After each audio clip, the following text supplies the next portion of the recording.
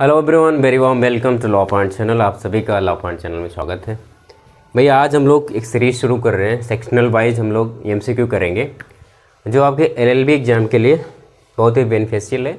साथ साथ अगर बीए एलएलबी के बच्चे भी करना चाहते हैं तो वो भी कर सकते हैं, बस सीयूईटी यूजी को छोड़कर, है ना, क्योंकि उनका सिलेबस थोड़ा सा डिफरेंस है, बट बहुत सारे क्वेश्चन यहाँ से भी मिल जाएंगे। ठीक, तो ये सीरीज़ सबके लिए फ़ायदेमंद है, बस एक व्यक्ति छोड़ सकता है जिसका नाम है बीएचयू एलएलबी। जो बच्चे बीएचयू एलएलबी के लिए एंट्रेंस दे रहे हैं तो वो छोड़ सकते हैं। लेकिन हम लोग अगर डायरेक्टली बात करें या इनडायरेक्टली बात करें कि सारे बच्चे ही पढ़ेंगे, क्योंकि सिर्फ एक बच्चा जो है सिर्फ वो बीएचयू एलएलबी तो नहीं करने जा रहा है ना, तो वो एयू एलएलबी भी देगा, डीयू एलएलबी भी देखा, एलयू एलएलबी भी देगा, या फिर आप स्टेट यूनिवर्सिटी में भी एग्ज़ाम देंगे, है ना, ऐसा है। ठीक है, बाकी जितने भी अगर हम लोग क्लैट की बात करें, बाकी जो बीए एलएलबी के एग्ज़ाम है, चाहे वो जामिया मिसला इस्लामिया का हो, है ना, या फिर आपका अलीगढ़ मुस्लिम यूनिवर्सिटी का हो, या फिर आपके लखनऊ यूनिवर्सिटी का हो जो बीए एलएलबी के प्रोग्राम है, फिर AILET का एग्ज़ाम हो, या फिर बीए एलएलबी के भी बहुत सारे एग्ज़ाम होते हैं सबके लिए, या फिर अभी जो MSCT जो बच्चे भी देने जा रहे हैं ना, अभी उनको शायद 2 या 3 अगस्त को पेपर है, 3 अगस्त को शायद, है ना, तो उन सब सारे बच्चों के लिए सारे सीरीज है। और दूसरी बात, जो अभी जैसे कि जो जिन बच्चों को इलाहाबाद में पेपर होने जा रहा है ना, मतलब जो इलाहाबाद यूनिवर्सिटी के लिए पेपर देने जा रहे हैं, उनसे मैं ये कहना चाहूँगा, ये सबसे ज़्यादा आपके लिए क्या फ़ायदेमंद होगा कि आप जो एनालिसिस वाली वीडियो है, सिलेबस एनालिसिस का वीडियो है, और मैंने आपको बताया है कि 1 मंथ में कैसे आपको EU का सिलेबस कवर करना है ना, और EU में कैसे सारी चीज़ें पूछी जाती हैं, वो सारी चीज़ें मैंने वहाँ बहुत ही डिटेल से बताया। यहाँ तो बताऊँगा तो ये बेवजह होगा। तो चलो आज शुरू करते हैं, हम लोग पहला सेगमेंट शुरू करते हैं लीगल एप्टीट्यूड का, है ना। लीगल एप्टीट्यूड में पहला क्वेश्चन आपके लिए है, और आप क्वेश्चंस अच्छे से सुनिए, ध्यान से सुनिए, मैं हिंदी इंग्लिश में दोनों बताता चलूँगा। आप अपना आंसर अपने एक पहले तो पेन पेपर उठा लीजिए, उस पर नोट डाउन करते चलिए, और यही सवाल आपको आपके एग्जाम में देखने को मिलेंगे। तो पहला सवाल आपके स्क्रीन पर है। हालांकि स्क्रीन तो यहाँ नहीं है भाई, इतना बड़ा तो चैनल नहीं है कि स्क्रीन यहाँ लगा देंगे, है ना। चलो फिर भी पहला सवाल मैं आपसे पूछता हूँ कि the codified law for the law of contract is in India is. ठीक, मतलब आपसे पूछ रहा है कि भारत में कॉन्ट्रैक्ट के लिए कोई कोडिफाइड लॉ है। ठीक, आप बता सकते हैं क्या भारत में कोडिफाइड लॉ है कॉन्ट्रैक्ट के लिए। ठीक, तो इसमें ऑप्शंस दे रखा है। पहला कि इंडियन कॉन्ट्रैक्ट एक्ट, भारतीय संविधान अधिनियम 1872, कह रहा है इंडियन कॉन्ट्रैक्ट एक्ट 1973, कह रहा है कि भारतीय संविधान अधिनियम 1973, या फिर कह रहा है कि इंडियन कॉन्ट्रैक्ट एक्ट 1992, या फिर लास्ट कह रहा है कि इंडियन कॉन्ट्रैक्ट एक्ट 1901। बेसिकली इसमें आपसे इंडियन कॉन्ट्रैक्ट एक्ट का डेट पूछा हुआ, आपको बताना पड़ेगा कि इंडियन कॉन्ट्रैक्ट एक्ट 1872 में आया था। ये सवाल आपका है 1 नंबर का, बहुत अच्छा सवाल है। ये आपसे डायरेक्ट आपके एग्जाम में देखने को मिलेगा, कोई भी एलएलबी का एग्जाम हो या फिर बीए एलएलबी का एग्जाम हो। ठीक, दूसरा सवाल है, ठीक, ये मॉक आपके लिए बहुत बेनिफिशियल होने वाले हैं, जब आप पेपर देख के आएंगे तो आपको पता चलेगा। दूसरा कह रहा है कि टर्म इनैक्टमेंट का क्या मतलब समझते हैं। देखो, आपने एक्ट पढ़ा होगा, इनैक्ट, है ना, इनैक्ट, ये यही पूछ रहा है कि इनैक्टमेंट का क्या मतलब होता है। जो ऑप्शंस दे रहे हैं मैं आपको बता रहा हूँ, आप ध्यान से सुनिएगा। द टर्म इनैक्टेंट का इस इनैक्टमेंट जो टर्म है इसका मतलब क्या होता है, जिसमें ऑप्शंस देख रहे हैं, बाई वर्चू ऑफ ऑफिस, जो ऑफिस के बदले कोई चीज़ें आती हैं, या फिर एक्ट ऑफ पार्लियामेंट, ये पार्लियामेंट का एक एक्ट होता है, या फिर लाइबिलिटी ऑफ प्रॉपर्टी, जो प्रॉपर्टी पर लाइबिलिटी होती है उसको बोलते हैं ना, जो संपत्ति पर दायित्व होता है, या फिर an interest in a land, या आपका जो ज़मीन में कोई आपका लाभ हो, ज़मीन में हित हो, तो इनैक्टमेंट इसको बोलते हैं। आपसे इस शब्द का अर्थ पूछा, तो इस शब्द का अर्थ होता है इनैक्टमेंट, हम उसको बोलते हैं जो एक्ट संसद पारित करती है ना। तो दूसरे सवाल का जवाब क्या है, जो संसद पार्लियामेंट जो एक्ट बनाती है ना, पार्लियामेंट जो कोई भी एक्ट बनाती है, अधिनियम बनाती है, हम लोग उसको कहते हैं इनैक्ट करना। ठीक है, याद रहेगा। अगला सवाल है आपके स्क्रीन पर, स्क्रीन तो नहीं भाई, बार बार वही स्क्रीन पे आ रहा कि व्हाट डज द साइन क्वा नॉन। आप देखो, आपके मैगजीन भी पूछे जाएंगे, मैगजीन बहुत सारी हैं, मैंने बहुत सारे इंपॉर्टेंट मैगजीन आपको करवाए भी हैं, उसको जाके देख लें, वहाँ से आपको ज़रूर ही ज़रूर आपका हेल्प होगा, है ना। अब मैं पूरा तो मैगजीन नहीं करूँगा क्योंकि मैंने बहुत सारे मैगजीन करवाए नहीं, लेकिन मैं इतना कहूँगा कि आपका 70% मैगजीन वहाँ से फंसने वाला है, और ये हो सकता है 100% भी हो जाए। फिलहाल साइन क्वा नॉन का क्या मतलब होता है आपको ये याद होना चाहिए।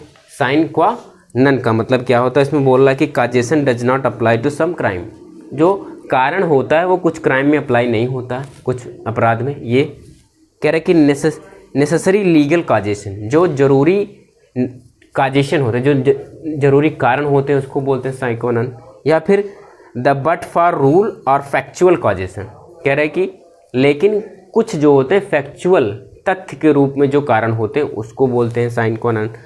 And the effect of act, जो कार्य का प्रभाव होता है उसको बोलते हैं साइन क्वा नन।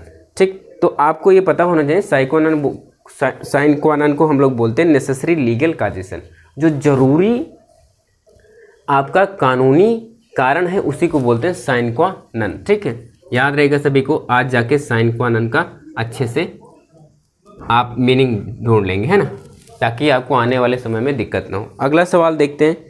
अगला सवाल है आपके आईपीसी से, जो पूछ रहा है a hangman who hangs the prisoners pursuant to the order of the court is exempted from the criminal liability by virtue of.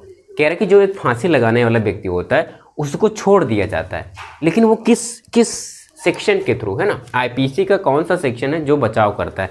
तो आप इसमें ऑप्शंस दे रहे हैं सेक्शन 77, 77, 78, 79 या फिर 76। ठीक, तो मुझे उम्मीद है आप सभी को याद होगा 78, है ना, 78 में, सेक्शन 78 में दे रखा है कि जो हैंगमैन होता है, जो फांसी लगाने वाला व्यक्ति होता है, वो क्या करता है भाई, वो आपको उसको छूट मिल जाती है कि वो क्या है, आईपीसी में उसको बचाव मिलता है सेक्शन 78 के अंतर्गत। ठीक, आगे चले, सभी लोग आज जाकर उसको देखेंगे। अगला सवाल हम लोग करते हैं, a wide contract is a contract विच।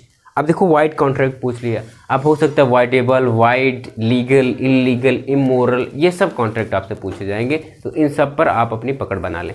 तो आपसे वाइड कॉन्ट्रैक्ट पूछा है, अब उसके वाइड कॉन्ट्रैक्ट के ऑप्शंस दे रखे हैं, कह रहे हैं कि it not enforceable by law, या इन्फोर्सिबल लॉ के द्वारा नहीं होता है, या फिर एग्जैक्ट देखना है वाइड का क्या मतलब होता है। Does not have reasonable term, इसके पास कोई ऐसा तार्किक शब्द नहीं है, या फिर ये कहें कि declare wide by the Indian contract act, ये इंडियन कॉन्ट्रैक्ट एक्ट के द्वारा हम लोग इसको वाइड कहते हैं, या फिर बोथ ए एंड सी।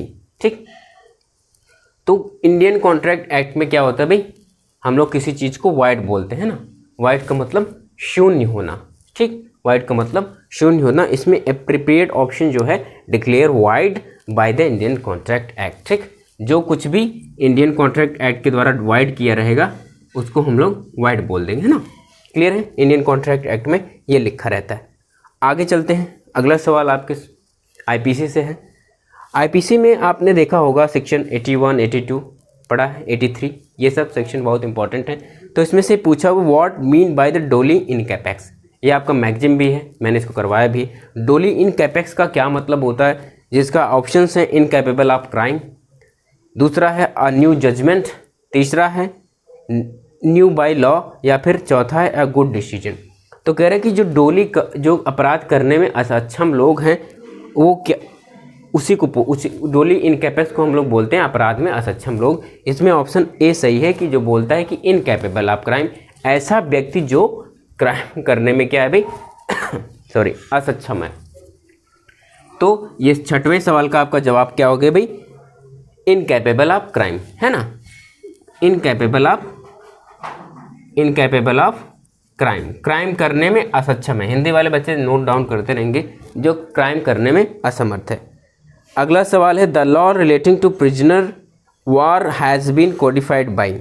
अब ये आपके इंटरनेशनल लॉ से रिलेटेड है कि the law relating to the prisoners of war, जो प्रिजनर्स, जो मतलब वार में प्रिजनर्स होते हैं, मतलब जब युद्ध होता है तो बहुत सैनिकों को कैदी बना लिया जाता है, तो उनके लिए जो एक लॉ बना, उनसे संबंधित जो लॉ बना वो कब बना, इसी के विषय में पूछा हुआ है। जिसमें पूछा जिनेवा कन्वेंशन था, या फिर वियना कन्वेंशन था, या फिर पेरिस कन्वेंशन था, या फिर नन ऑफ द एबव, या इनमें से कोई नहीं। तो जिनेवा कन्वेंशन में ये हुआ था जब प्रिजनर्स, अच्छा होता क्या था, पहले जब कोई हार जाता था देश, उसके प्रिजनर, उसके जो सैनिक होते थे उनको प्रिजनर बनाया जाता था और उनसे अमानवीय व्यवहार किया जाता था। तो जिनेवा कन्वेंशन जब हुआ तो उसमें हम लोगों ने उनके विषय में कुछ अच्छा सोचा, है ना।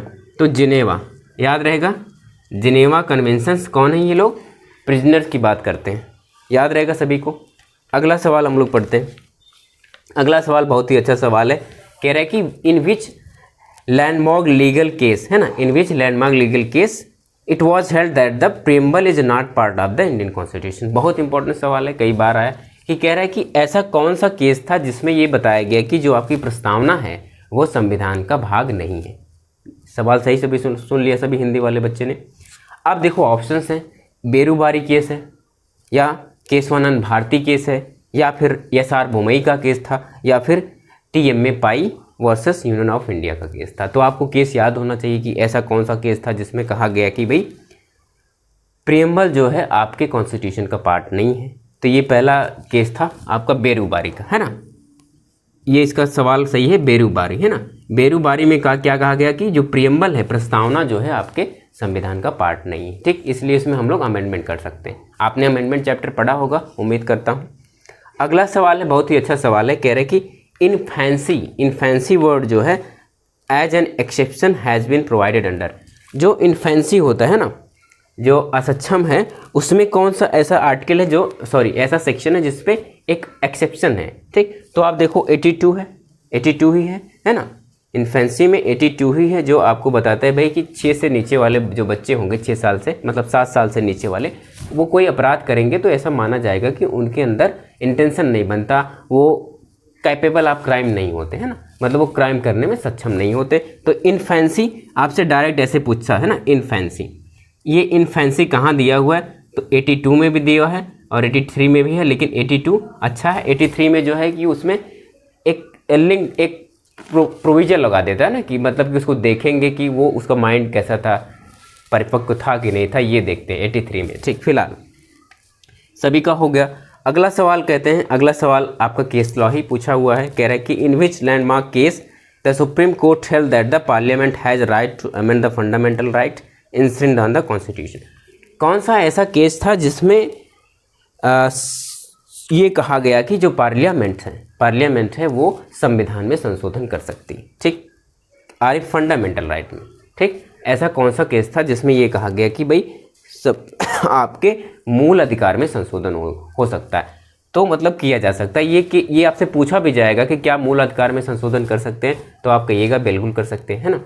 तो ये बात आपके शंकरी प्रसाद, अभी ऑप्शन बहुत सारे हैं तो मैं पढ़ देता हूँ। सज्जन सिंह के वर्सेस स्टेट ऑफ राजस्थान के केस में, Minerva mills versus union of India के केस में, Bachchan Singh versus state of Punjab के केस में, या फिर लास्ट है शंकरी प्रसाद वर्सेस यूनियन ऑफ इंडिया के केस में। तो शंकरी प्रसाद में, है ना, याद रखना, शंकरी प्रसाद में ये बात कही गई थी, तो ये भी याद रहेगा, ये फंडामेंटल राइट में संशोधन हो सकता है। अब आपसे पूछेगा कि तभी आप बता ले जाएंगे कि सर फंडामेंटल राइट में संशोधन हो सकता है, ठीक। कौन करेगा, पार्लियामेंट करेंगे, ठीक, याद रहेगा। अगला बहुत ही अच्छा मैगजिम है, कह रहे कि what is mean by the ex turpi causa non oritur action. एक्सटर्पी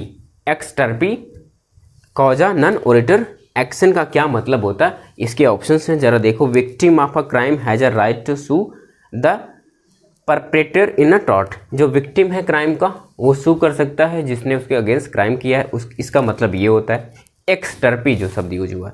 और a person can not pursue a cause of action if it arises out of the his own guilty. कह रहा है कि अगर किसी व्यक्ति के खुद के कारण से कोई हानि हो जाती है तो उसको उस हानि के लिए कोई कंपनसेशन नहीं मिलेगा। तीसरा ऑप्शन कह रहा है कि a person can not be guilty if he has no reason to commit the crime. एक पर्सन को गिल्टी नहीं किया जाएगा अगर उसके पास कोई रीजन नहीं है उस क्राइम को करने के लिए। या कह रहे हैं कि एक चौथा है कि friends who commits crime together can not B tried together. जो दो मित्र क्या होते हैं साथ साथ क्राइम करते हैं उनको साथ साथ हम लोग क्या करेंगे, ट्रायल नहीं करेंगे, साथ साथ ट्रायल नहीं। ये इस मैगजिम का क्या मतलब है, ex turpi causa non oritur action. तो इसका मतलब भाई a person can not be pursue के cause of action if it arises out of his own act. मतलब कि इस मैगजिम का ये मतलब है कि अगर किसी पर्सन के सहमति से कोई काम होता है तो अब वो उस केस में काज ऑफ एक्शन नहीं ले सकता। याद रहेगा सभी को। ये भी हो गया भाई 11वें नंबर का है एक्सटर्पी। आगे चलते हैं 12 नंबर। अगला सवाल आपके प्रिंसिपल से है। प्रिंसिपल पढ़ना क्या कह रहा है। प्रिंसिपल कह रहा है कि any person who interfere with the discharge of duty by a public servant is liable for punishment. कह रहा है कि कोई भी आदमी जो इंटरफेयर करेगा किसी पब्लिक सर्वेंट के ड्यूटी को करने के लिए, मतलब कोई पुलिस वाला है, अगर आप उसको उसकी ड्यूटी करने से रोकेंगे तो आपको लायबल ठहराया जाएगा। पहला प्रिंसिपल है। दूसरा प्रिंसिपल पढ़ो जरा। Nothing is an offence if a person who committed it was unable to appreciate the consequence of the his act due to intoxication provided such intoxication was administered again his will and without his consent. कह रहे हैं दूसरा है कि कोई भी ऐसा व्यक्ति है जो ऑफेंस कर देता है शराब, इंटॉक्सिकेशन, शराब के नशे में, लेकिन तो उसको अपराध नहीं माना जाएगा, लेकिन वो शराब का जो नशा है वो खुद से नहीं होना चाहिए, किसी ने ऐसे ही उसकी जानकारी के बिना उसको पिलाया गया, वो कभी पीता नहीं था, तो उस केस में उसको छोड़ दिया जाएगा। ये दो प्रिंसिपल्स दिए गए हैं। अब इसमें एक आपको केस दिया गया, उस केस को मैं पढ़ रहा हूँ, ज़रा ध्यान से सुनना। केस क्या है? Krishna got drunk. कृष्णा क्या है?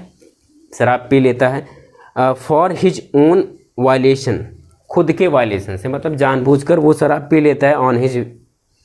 On his way back home, अब जो घर से वापस आ रहा था तो असॉल्टेड अ पुलिसमैन, उसने एक पुलिसमैन को असॉल्ट किया, हमला किया उस पर। और he prosecuted for the intimidating a police servant, और वो क्या हुआ, क्राइम, उसको ऑफेंस के लिए लायबल ठहराया गया। तो आप क्या बताएंगे भाई? उसने खुद से शराब पी थी, तो आपका आंसर मुझे पता है, आप सभी आंसर बताएंगे कि यस, कृष्णा को हम लोग लायबल ठहराएंगे for the punishment he got drunk of his own violation, है ना। ये प्रिंसिपल बेस वाले क्वेश्चंस होते हैं, ये भी आपसे पूछा जाएगा, तो इसके लिए भी तैयार हैं। बड़ा अच्छा छोटा सा सवाल था। अगला पढ़ते हैं। बहुत ही अच्छा केस लॉ खूब पूछते हैं ना, DU LLB की बात करें, बहुत सारे केस लॉ आते हैं, आपके AU में भी बहुत सारे केस आते हैं ना। चलो अगला केस पढ़ते हैं। ठीक, ये सब आपके कॉन्स्टिट्यूशन में भी केस लॉ हैं। ठीक, तो कह रहे in which landmark case fundamental right were considered as a inviolable part of the constitution. किस केस में ये बताया गया है कि जो आपका फंडामेंटल राइट है, ठीक, वो ऐसे वायलेट नहीं किया जा सकता। फंडामेंटल राइट को वायलेट हम लोग नहीं कर सकते, मतलब उसमें ऐसा कुछ संशोधन नहीं करें कि जो फंडामेंटल राइट के मेन पर्पज को क्या करे, हानि पहुंचाए। उसमें Golaknath versus state of Punjab का है, Kesavananda Bharati versus union of India का है, ESR बोमई का केस था, या फिर प्रेम सिंह का केस था। ठीक, तो ये केस बच्चा, ये गोलकनाथ वाले में कहा गया कि भाई देखो, जो फंडामेंटल राइट है वो इनवायलेबल है, मतलब उसमें वायलेशन की वायलेट आप नहीं कर सकते। ठीक, तो ये कृष्णा वाला सवाल आपको दिमाग में रहेगा, है ना। तो 13 नंबर का सवाल क्या है भाई? आपका गोलकनाथ है ना, गोलकनाथ में कहा गया कि भाई हम लोग उसको वायलेट नहीं कर सकते, है ना। क्लियर है? अगले सवाल की तरफ बढ़ते हैं। अगला सवाल है, बहुत ही अच्छा सवाल है कि what is the meant by the per incuriam. फिर आपसे मैगजिम पूछा है कि पर इंक्वेरियम मैगजिम का मतलब क्या होता है, पर इंक्वेरियम मैगजिम का क्या मतलब होता है। तो पर इंक्वेरियम, ठीक, मैंने आपको इसको समझाया भी है, ज़रा ऑप्शंस देख लें। टू बाइंड ऑल कोर्ट्स, सभी कोर्ट को बाधित करना, बाउंड करके रखना, या to stand by what has gone before, और उस स्टैंड करना, जो भी चीज़ें घटित हुई उस पर ध्यान देना।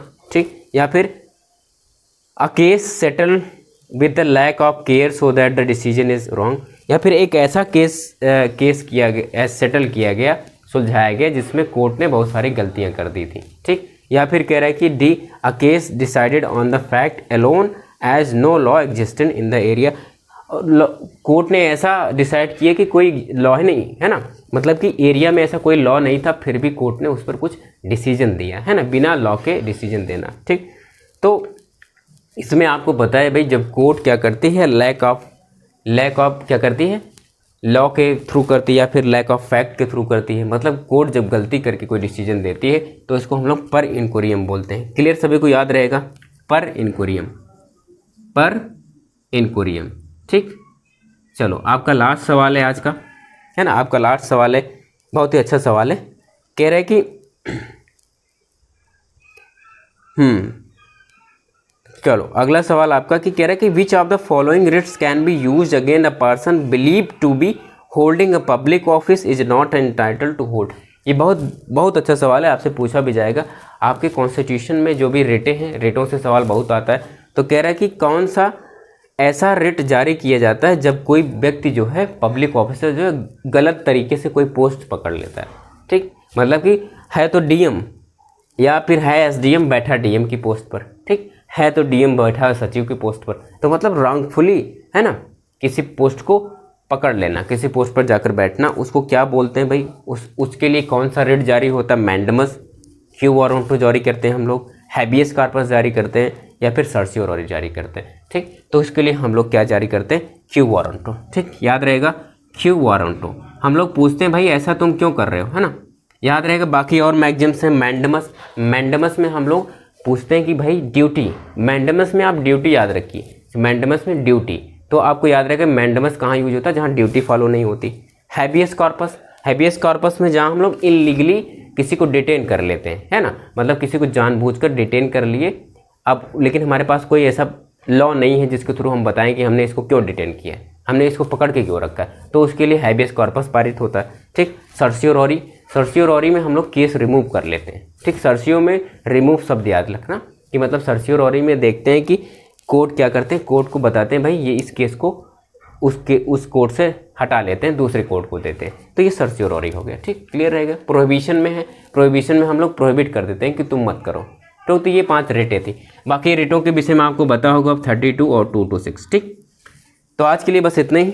अगले दिन हम लोग फिर से सेक्शनल वाइज मिलेंगे, तो उसमें हम लोग मैक्सिमम सब करेंगे ना, जीके का पोर्शन, आपका इंग्लिश का पोर्शन, है ना, ये सब हम लोग सारे हर सेक्शन को करेंगे, जिसमें 15 क्वेश्चंस होंगे हमारे सेक्शंस में। हम लोग इसको आने वाले दिनों में करते रहेंगे। तो आप मुझे बताएं ये वीडियो कैसा लगा और क्या सुझाव हैं। ठीक, बाकी एक चीज़ रहेगी, आपको ये PDF वगैरह तो नहीं मिल पाएगी क्योंकि कॉपीराइट का इशू है, और इतना हमारे पास वो नहीं है ना कि टाइपिंग वगैरह के लोग कि मैं टाइपिंग करवा के इसको दूँ।